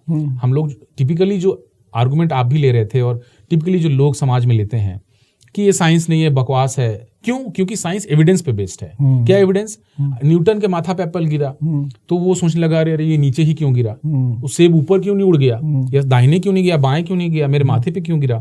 वहीं से उसका वो रिसर्च उत्पन्न हुआ और धीरे धीरे उसने क्लासिकल मैकेनिक्स, सारे न्यूटन्स लॉ ऑफ फिजिक्स और ये सारी चीजें आई।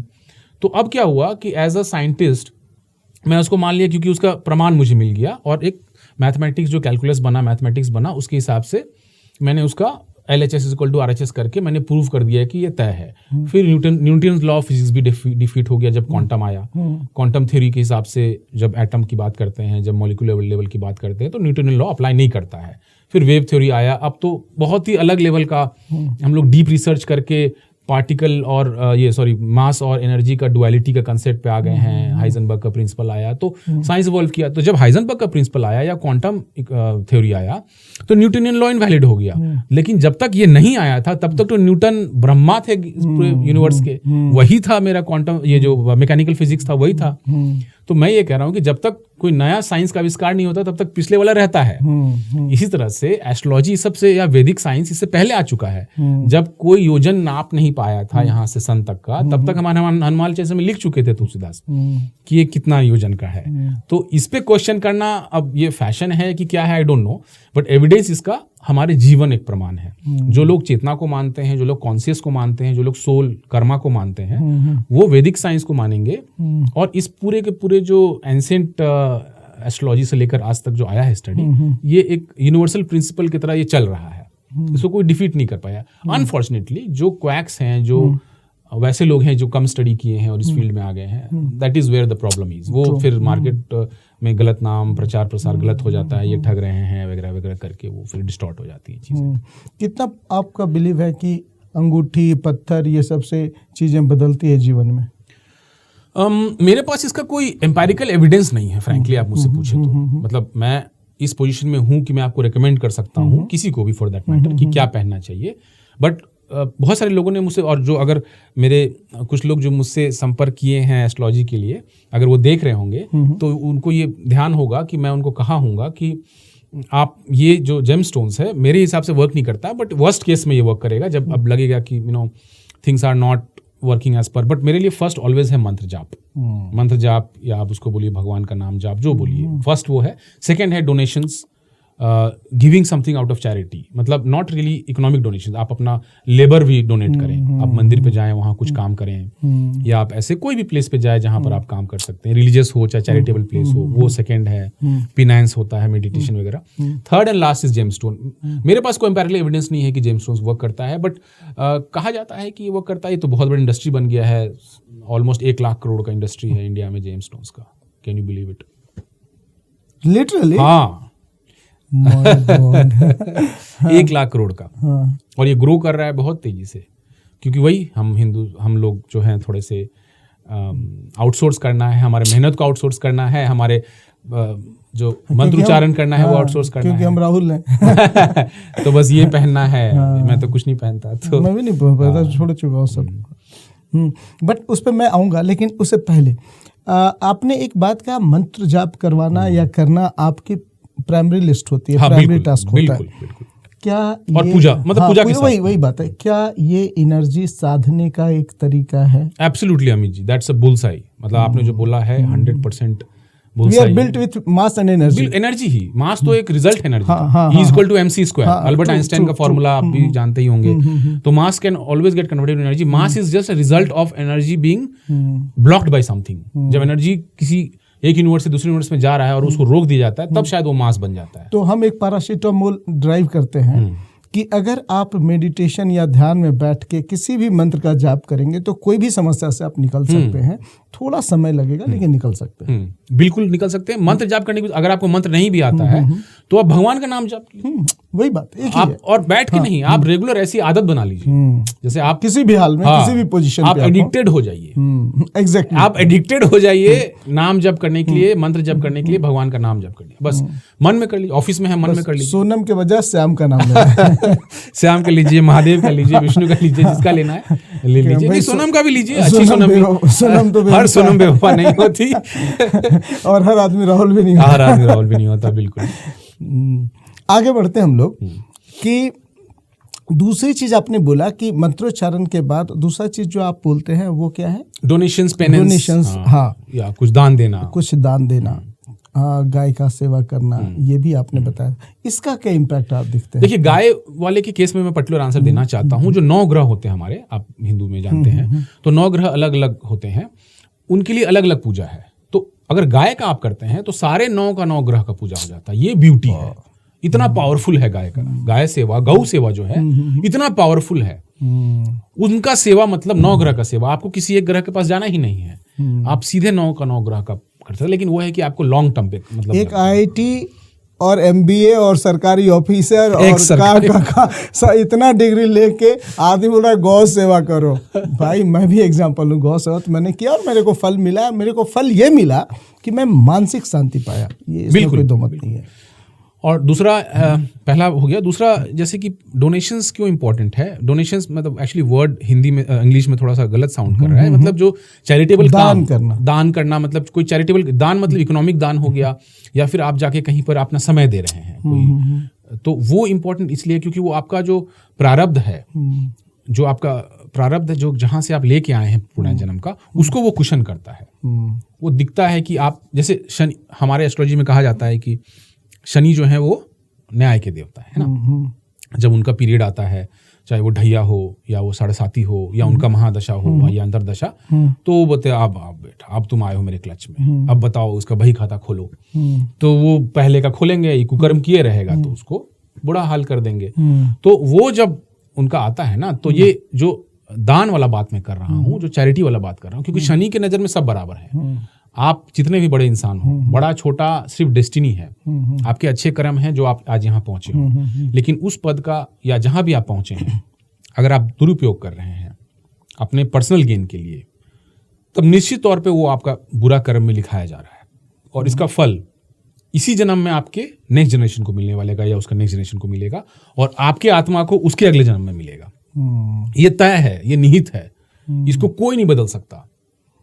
कई सारे एग्जाम्पल्स हैं आपके पास जो इसी जन्म में, जो अत्यंत अयाशी में थे, उनके पास खरबों खरबों हजारों करोड़ की संपत्ति थी, और आज वो लोग दूसरे दूसरे देश में फरार हैं, है ना। भारत सरकार उनको ढूंढ रही है। तो ऐसे एग्जाम्पल्स इसीलिए हैं क्योंकि उन्होंने धर्म का रास्ता नहीं अपनाया। हमारे साइंस में एक कॉन्सेप्ट है मेटाकॉग्निशन, और मैं इस पे थोड़ा सा बोलना चाहूंगा अगर आप इजाजत दें। मेटाकॉग्निशन क्या होता है कि जब हम लोग के पास कम रिसोर्सेस होते हैं, है ना, हम लोग मान लीजिए कम रिसोर्सेस हैं, उसी में गुजारा कर रहे हैं, तो हम लोग यदि कुछ किसी को बोल दिए बुरा या किसी को डांट दिए, तो मम्मी बोलेगी बेटा काहे ऐसे को बोल रहे हो, खराब बात है, किसी को ऐसे नहीं बोलना चाहिए। या कोई कुछ गलत काम करने जा रहे हैं तो लगेगा नहीं भगवान हमको देख रहा है, ऐसा नहीं करना चाहिए। अपने सोच के बारे में सोचना, उसको मेटाकॉग्निशन बोलते हैं। Okay. हम जो करने जा रहे हैं उसके बारे में सोचना, अरे हम सही कर रहे हैं क्या, हम सही कर रहे हैं क्या, उसको मेटाकॉग्निशन बोलते हैं। तो जब आपके पास कम रिसोर्सेस होते हैं, वो बहुत तीव्र रहता है। अच्छा, वो आपके पास एक्टिवेटेड रहता है, तो आप कम कोशिश करते हैं। तब आप बोलेंगे करप्शन खराब है, ये है, वो है, बुरा है। लेकिन जब आप पद पे पहुंच गए, किसी कारण से एक पावरफुल आदमी बन गए, आपके पास तमाम तरह के रिसोर्सेस हैं, आप बहुत अमीर हो गए हैं, बहुत रिसोर्सफुल हैं, ये मेटाकॉग्निशन खत्म हो जाता है। अच्छा, फिर आप नहीं सोचते हैं, फिर लीगल इलीगल कुछ नहीं है आपके लिए। क्यों? क्योंकि आप ताकतवर हैं, आप कुछ भी कर रहे हैं, कौन देखने वाला, मैं ही कानून हूं। लेकिन कानून ऊपर बैठा है, शनि भगवान बैठे हैं। तो वो मेटाकॉग्निशन उनका खराब नहीं होता है जो जमीन से जुड़े हैं, जो धरातल से जुड़े हैं, जो धर्म का रास्ता अपनाए हैं। जिन्होंने शुरू से ही वो मेडिटेशन की है, शुरू से ही वो नाम जप किया है, शुरू से ही वो मंत्र जप किया है, शुरू से ही वो डोनेशन पर है। अच्छा, एक बड़ा नाम मैं लेता हूँ, थोड़ा उनका बताएगा तो। हमारे देश के प्रधानमंत्री हैं श्री नरेंद्र मोदी जी। क्या है मेटाकॉग्निशन उनका? अब देखिए वो जाने, अब ये तो मेटाकॉग्निशन तो इंडिविजुअल चीज़ है, आपका मेटाकॉग्निशन आपका, मेरा। लेकिन मैं मेटाकॉग्निशन की थ्योरी एक्सप्लेन करना चाह रहा था, किसी पॉलिटिकल इंसान पे मैं ये नहीं करना चाह रहा था। मेटाकॉग्निशन का थ्योरी यही है कि क्या आप अपने विचारों को पुनः जांच कर रहे हैं थर्ड पार्टी होकर। मैं ये करने जा रहा हूँ, अरे मैं सही कर रहा हूँ क्या, अरे मैं गलत कर रहा हूँ क्या। ये तब तक आप सोचेंगे जब तक आप आपके खोने के लिए, जब आप अमीर मतलब बहुत पैसे वाले हो गए, बहुत पावरफुल बन गए, तब ये खत्म हो जाता है। तब आप हर तरह के कुकर में लिप्त हैं। मैं नहीं कह रहा हूँ कि ऐसे सब लोग होते हैं। ऐसा क्यों होता है? ऐसा इसलिए होता है क्योंकि आपका मेटाकॉग्निशन खत्म हो गया। तो ये कैसे खत्म? आप चिंता मुक्त हो गए हैं। अच्छा, आप चिंता मुक्त इसलिए हो गए हैं क्योंकि आपको लग रहा है कानून आपका, लोग आपके, फिर कौन क्या बिगाड़ लेगा। लेकिन आपको नहीं पता है कि nothing is permanent in life including life. Nothing is permanent in life including life. तो जो आज है वो कल नहीं होगा। और कोई देख रहा हो चाहे नहीं देख रहा हो, भले आज आप कानून से ऊपर हैं सो कॉल्ड, लेकिन जो ऊपर बैठा है शनिदेव, उससे आप कहाँ बचिएगा। इस जन्म में बचिएगा, अगले जन्म में कहाँ बचिएगा। इंजीनियर लड़कों आईटी वाले बाबा बोल रहे। ठीक है, आगे एक केस स्टडी लेते हैं। एक इंसान जो अपने जीवन के बुरे वक्त से गुजर रहा है, उसको नहीं मालूम कि ये बुरा वक्त कितना लंबा है। वो अपने जीवन को उस बुरे हालत में भी एक संयम पूर्वक कैसे बेहतर बनाने के लिए प्रयासरत रहे। अच्छा, तो बुरा हालत या बुरा वक्त जब आता है तो इंसान को फिजिकल से ज़्यादा मेंटली डैमेज करता है। ये तो आप मानते होंगे। तो हमारा ये फर्ज है कि सबसे पहले अपने आप को मेंटली संभालें। क्यों मेंटली संभालें? क्योंकि बुरे वक्त में आपके करीब के लोग भी आपको डाउट करने लग जाते हैं। कई बार गतिरोध हो जाता है कि आप कोई काम के नहीं हैं, आप कुछ कर नहीं पा रहे हैं। आपके ओन रिलेटिव्स जो काफ़ी क्लोज हैं, चाहे फैमिली हो, पेरेंट्स तक बोल देते हैं। तो सबसे पहला काम जब बुरा वक्त चल रहा है कि आप अपने मेंटलिटी को स्ट्रांग कीजिए। उसको, क्योंकि आप झेलिएगा तब तो आप जिंदा रहिएगा, तब तो नेक्स्ट फेज आएगा।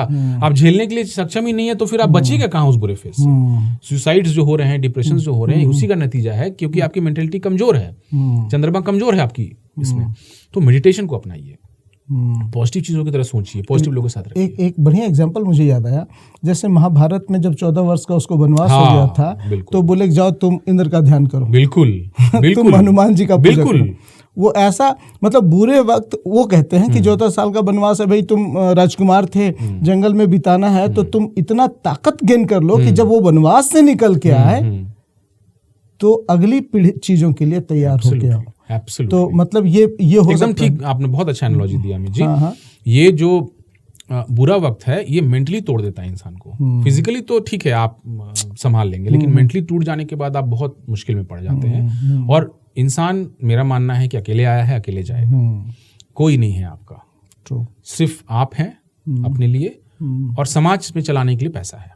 पैसा है तो सब है आपके पास, सब लोग आएंगे पूछने के लिए, नहीं है तो कोई नहीं आएगा। अकेले आए हैं अकेले जाना है, आपको ही अकेले ही झेलना है। आपका मेंटालिटी का दर्द कोई नहीं झेलेगा। रिजल्ट किसी और के होगा, अलग बात है।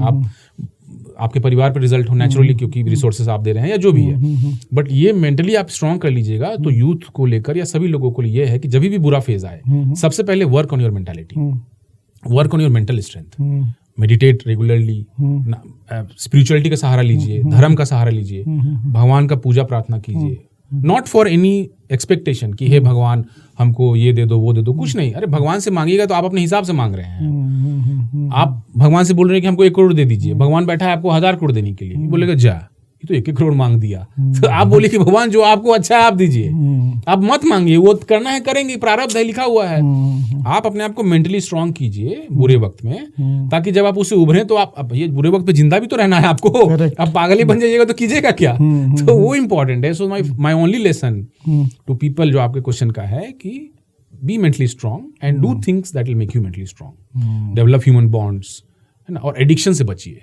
ये मैं मेंटली स्ट्रांग का ही वो इम्पोर्टेंट पार्ट है जो मुझे मैं मेंशन करना चाहता हूँ, कि बुरे वक्त में लोग एडिक्टेड हो जाते हैं। करेक्ट। तो ये बहुत खतरनाक है, क्योंकि वो बुरा वक्त तो चला जाता है, एडिक्शन रह जाता है, तो उससे बचना है। एक और चीज़ है जो आपका कौन सा प्लानिटरी सिस्टम में चेंज था कि आप सरकारी ऑफिसर को छोड़ के आप फिर कंसल्टिंग जॉब में आ गए? तो उसका बहुत सारे लोग मुझसे ये सवाल कर चुके हैं। तो पहला तो टेक्निकल आंसर ये है कि एक जगह दो जगह तो नौकरी नहीं कर सकते, एक ही जगह करना है, तो वो टेक्निकल आंसर हुआ। दूसरा है कि सरकारी नौकरी से पहले मैं यूबीएस इन्वेस्टमेंट बैंक में लंदन में था, स्विस बैंक में। उससे पहले मैं डीआरडीओ में साइंटिस्ट था। अच्छा, डीआरडीओ में भी थे? हाँ। अच्छा। तो ये आप कोई चीज परमानेंट नहीं है। मैं किसी भी चीज को अपने आप से जोड़ के नहीं देखता। मतलब ये है आज कल नहीं है। मैं हर चीज को, मेरा अप्रोच ही लाइफ का ये है। इसीलिए आज मैं बहुत संतुष्ट हूँ अपने जीवन से। ऑब्वियसली देयर आर रिग्रेट्स, मतलब कुछ चीजें हो, ये नहीं होनी चाहिए थी, ये नहीं हो सकता कुछ भी। सब किसी को मुकम्मल जहां नहीं मिलता, किसी को जमीन, किसी को आसमान नहीं मिलता, ये तो हम लोगों ने सुना ही है। तो on that point of why I left this to do that, आपके लिए सरकारी नौकरी इंपॉर्टेंट, इसलिए आपने ये सवाल किया। जो लोग कॉर्पोरेट में हैं और सरकारी नौकरी को बहुत ही हाई वैल्यू नौकरी नहीं देखते हैं, उनको वो मुझे बोले बहुत अच्छा किया, छोड़ दिए। कुछ लोग मेरे जो बैचमेट्स हैं आज भी सरकार में, जो जॉइंट कमिश्नर है, एडिशनल कमिश्नर है, वो लोग कहेंगे कि अच्छा किए, छोड़ दिए, उनको नहीं पसंद आ रहा वो इकोसिस्टम। तो सबका अपना अपना पर्सपेक्टिव है, सब लोग का अपना वर्ल्ड व्यू और वर्ल्ड लेंस है। उसी वर्ल्ड व्यू और वर्ल्ड लेंस के हिसाब से लोग अपने जजमेंट्स। आपके पेरेंट्स का क्या ओपिनियन था और परिवार का क्या ओपिनियन था जब आप जॉब छोड़ रहे थे? नहीं, नेचुरली उनका भी अपना एक वर्ल्ड व्यू है। बिहार झारखंड से अगर कोई आता है या इस पार्ट ऑफ द वर्ल्ड पे आता है, तो उनके लिए सरकारी नौकरी, वो भी कमीशन्ड ऑफिसर, एक बड़ा पद है। तो नेचुरली उनके लिए एक समाज में दिखाने के लिए सोशल प्रेस्टीज है। लेकिन प्रेस्टीज के लिए क्या जीना, मतलब जीना है तो अपने लिए जीना है, खुश रहना है। हॉबीज के लिए नहीं, अपने लिए जीना है, खुश रहना है। और प्रेस्टीज तो आते जा, आपका individual character determines your Prestige. Correct. आप वहां पर भी रहकर लोग दूषित हैं, कलंकित हैं। उस पद पे रहकर बहुत सारे लोग हैं, आज भी हैं, जो कलंकित हैं, दूषित हैं, अलग अलग वजह से। आप भी जानते हैं, सब चर्चित है। लेकिन वो काम करना ही नहीं है जो आपके चरित्र को दूषित करे। बस इसी धर्म के साथ आपको चलना चाहिए। आखिरी एक चीज मैं आपका विचार लेना चाहूंगा। आज चूंकि आप राजनीति को भी बड़ी नजदीक से, मैं पॉलिटिकल कंसल्टेंट भी रह चुका हूँ। देखिए, ये तो मैं जानता नहीं था। राजनीति, ब्यूरोक्रेसी, एस्ट्रोलॉजी और यूथ, आईटी, एसबी, मतलब आप ऑलमोस्ट लाइफ के हर चैप्टर को टच किए हैं, मोर और लेस। सोसाइटी में एक बड़ा चेंज, एक बड़ा शिफ्ट ये है कि हम हर चीज़ के लिए जिम्मेवार सरकार को दे देते हैं, जबकि इसी समाज का निकला हुआ बच्चा कहीं ना कहीं वो ब्यूरोक्रेसी में है, कहीं ना कहीं पूरे इकोसिस्टम में है। तो हम ये क्यों नहीं अंदर झांकना पसंद करते हैं कि भाई मेरे ही घर का बच्चा है जो वहाँ पे गड़बड़ कर रहा है? नहीं, देखिए अमित जी, जो गड़बड़ कर रहा है वो इंडिविजुअल है। मेरा इंटेंट अगर है गड़बड़ करने का, तो मैं कहीं भी गड़बड़ करूंगा। मतलब इतनी बड़ी कंपनी थी वर्ल्ड की जेरोक्स, वहाँ भी कांड हुआ। वो प्राइवेट कंपनी थी, लेकिन वहाँ भी बहुत बड़ा कॉर्पोरेट स्कैंडल हुआ। हमारे देश की इतनी नामी चर्चित आईटी कंपनी सत्यम कंप्यूटर्स, वो फ्रॉड के चक्कर में पूरा खत्म हो गया। तो गड़बड़ कहीं भी हो सकता है। सरकार में ही गड़बड़ दिखता है क्योंकि वो पब्लिक से रिलेटेड है, पब्लिक मनी है, टैक्स पेयर मनी है, अकाउंटेबिलिटी है, तो वो दिख जाता है, मीडिया में आ जाता है, एक न्यूज़ बनता है। लेकिन वो इंडिविजुअल कैरेक्टर और इंडिविजुअल इंटेंट के ऊपर है। उसी पद पे बहुत सारे लोग हैं, है ना, उसी पद के जगह दूसरे लोग गए हैं, लेकिन एक गड़बड़ कर रहा है, एक नहीं कर रहा है। इसका मतलब इंडिविजुअल बात है। सीधा सवाल लेते हैं। अभी जो नोएडा गुड़गांव में घटना घटी, जिसमें एक इंजीनियर लड़का रात में, सिस्टम, लोग बोलते हैं सिस्टम के दोष की वजह से मर गया बेचारा। तो चिल्लाता रहा, पापा बचा लो, पापा बचा लो, और उतने भीड़ में कोई भी एक व्यक्ति नहीं निकला जो उसको बचाने के लिए गया। लोग बोलता है कि सिस्टम दोषी है। क्या आप इस पे थोड़ा सा उल्लेख करेंगे? मैं शायद इसको मिस कर गया मीडिया में। ओके, क्या हुआ कि एक लड़का अपने कार से ड्राइव करते हुए गुड़गांव से नोएडा या नोएडा से गुड़गांव जा रहा था, और रोड के साइड में एक कंस्ट्रक्शन का काम चल रहा था जिसमें पानी भरा हुआ था, सरिया था उसमें अंदर, ऐसा बोला। और फॉग इतनी ज़्यादा थी रात को 11 बजे कि उसको दिखा नहीं, और वो कार लेके उस कूद गया। कार डूब रही थी, वो गेट खोल के निकला बाहर, छत पे गया, या कहीं से वो लाइट दिखाने का कोशिश किया मोबाइल का, और बच्चा पूरा कोशिश किया बचे, और चिल्लाया, पापा को फ़ोन भी लगाया, पापा रोड तक आ गए, कोई भी नहीं, एनडीआरएफ, पुलिस, कोई नहीं घुसा, और बच्चा को मरते हुए देखते आ रहा लोग।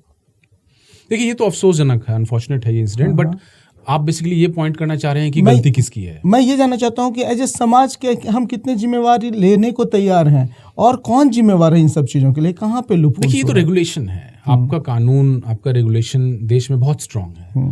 लेकिन अब लाल बत्ती भी लोग पार कर रहे हैं, गाड़ी चला रहे हैं तो, और बड़े बड़े इंटरनेशनल ऑफेंस भी कर रहे हैं। तो कानून तो है, लेकिन उसका एनफोर्समेंट सबकी जिम्मेदारी है। जब तक आपके घर तक पानी नहीं आ रहा, जब तक पड़ोसी के घर तक है, तब तक आप खुश हैं। यदि इस मेंटालिटी से चलना है कि मेरा पड़ोसी अफेक्टेड है, मैं अफेक्टेड नहीं हूँ, तो कल तो वो पानी आपके घर आएगा ही ना, ये तो तय है। आज आंख बंद कर रहे हैं तो कल आपको सफर करना है, ये तो तय है। तो मिलकर ही ये होगा, ये एक इंसान की बात नहीं है, क्योंकि कानून तो देश में है, कानून तो तमाम तरह की है, रेगुलेशंस तमाम तरह की है, उसको एनफोर्स करने में थोड़ी दिक्कत है। ये सरकारी तंत्र से इन्फोर्समेंट में कमी रहती है या इंडिविजुअल लेवल पे या सोशल लेवल पे हम कंट्रीब्यूट? ज्यादातर सरकारी तंत्र इसलिए क्योंकि डिसीजन उन्हीं को लेना है। मान लीजिए मैं जाकर किसी सरकारी तंत्र के इंसान को बोलूं कि देखिए वो गलत तरीके से सरिया निकाले हुए है, ये इंडेंजर हो सकती है पब्लिक सेफ्टी इस पे, शायद वो सुने, शायद वो नहीं सुने। ज्यादातर हो सकता है वो बहुत बिजी हो, इतना बड़ा देश में बहुत सारे काम हो, नहीं सुने, बोला सेफ्टी का मैटर बहुत इंपॉर्टेंट नहीं है शायद, और ऐसा अगर थॉट है। और कितना देखेंगे, हर जगह तो मैन होल है, लोग गिर जा रहे हैं, ये है वो है, तो वो फिर रन ऑफ द मिल हो जाता है। जब तक कोई कांड नहीं होता तब तक लोग बच जाते हैं इस चीज से। अपने देश में ये बहुत ज्यादा है, क्यों? चूंकि रिसोर्सेज बहुत कम हैं और देखना बहुत लोगों को है। अगर 140 करोड़ लोगों को देखना है और हमारे पास लिमिटेड रिसोर्सेज हैं और लिमिटेड लोग हैं, तो उन लोगों का साथ तो चाहिए। और उन लोग जो समाज के लोग हैं, वो लोग अपने रोटी कपड़ा मकान में लगे हुए हैं। कहाँ वो लोग ये देखेंगे कि भाई आपके दुख, अपना ही दुख समझ नहीं रहा है, मैं आपका दुख क्या देखूंगा, मैं ही नहीं कमा पा रहा हूँ ठीक से, मैं आपका क्या देखूंगा। तो लोग फिर डबल पैराडॉक्स हो गया। मतलब एक तो सरकारी तंत्र ओवर प्रेशराइज्ड है काम से, कुछ करप्शन से, कुछ मेंटालिटी से, कुछ काम से, वो लोग सेफ्टी नॉर्म्स को इग्नोर कर दे रहे हैं। पूरा रियल एस्टेट मोर और लेस वैसे ही चल रहा है। आप देख रहे हैं रांची में भी थोड़े दिन पहले खबर आई कि कि जोन 4 में आता है अर्थक्वेक में, तो क्या आप निकाल लें हिस्ट्री की कितने लोग अर्थक्वेक के हिसाब से रियल एस्टेट बना रहे हैं वहां पर, आप देख लें, बहुत कम होंगे। नक्शा ऐसे पास हो रहा है, लोग बना रहे हैं, तो बन रहा है। अब किसी दिन भूकंप आ गया और कांड हो गया, तब सब फाइल खुलेगा। तो वही है, पोस्ट फैक्टो एनालिसिस अनफॉर्चुनेटली देश में चल रहा है। फिर भी समय के साथ कुछ सुधार तो होगा ही, we just can hope for the best.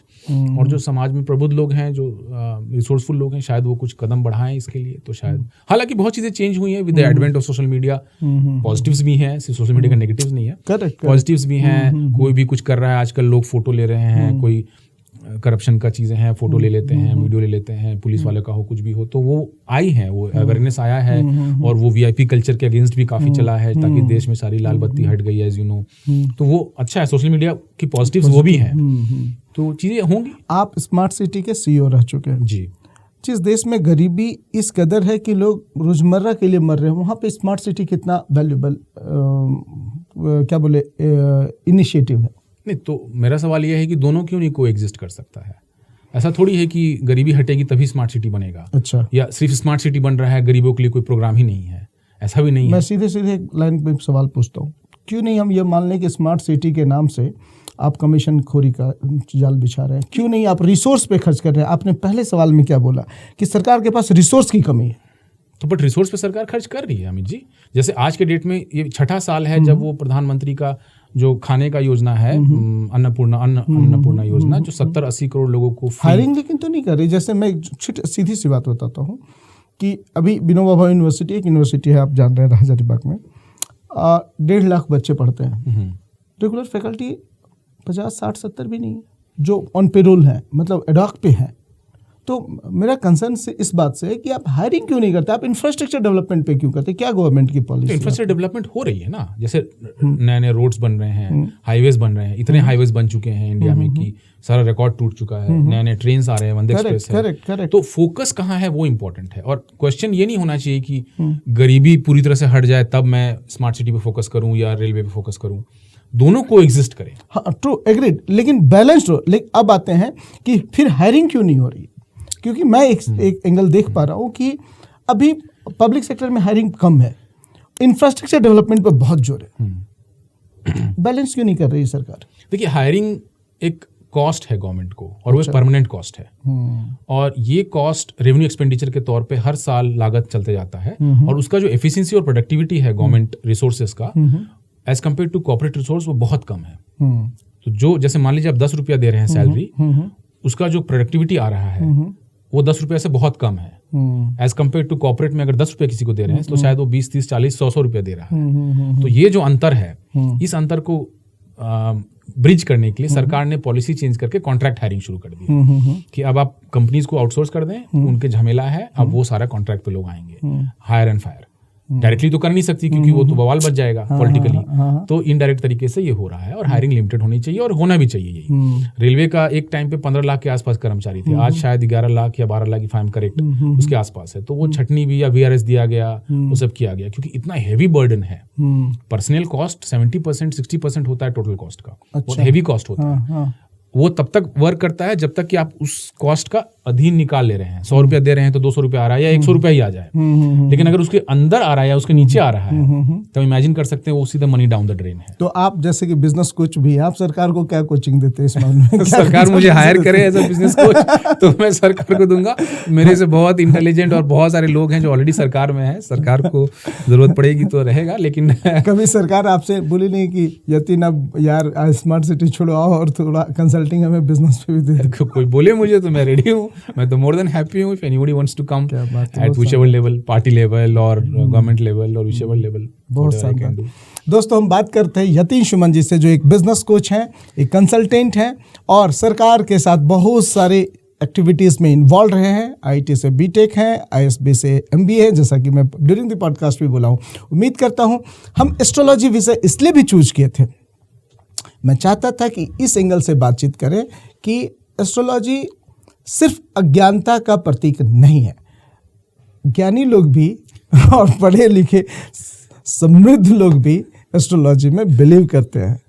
आप सारे लोगों का ढेर सारा शुक्रिया, ढेर सारा प्यार। उम्मीद करता हूँ हमारा ये पॉडकास्ट अच्छा लगा और आज के मेहमान को भी मैं ढेर सारा शुक्रिया दूंगा इतना सारा वक्त देने के लिए।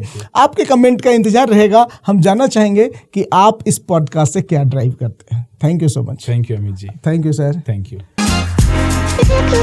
Wanna hear you go?